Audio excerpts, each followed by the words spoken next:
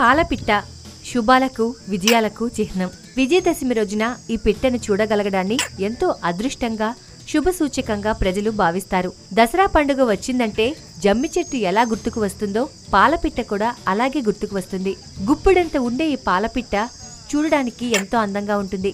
దసరా పండుగ వచ్చిందంటే పాలపిట్టను చూడాల్సిందే, దానికి మొక్కాల్సిందే. విజయదశమి రోజున ఈ పిట్టను చూస్తే అంతా శుభమే జరుగుతుందని చేపట్టిన ప్రతి పని విజయవంతంగా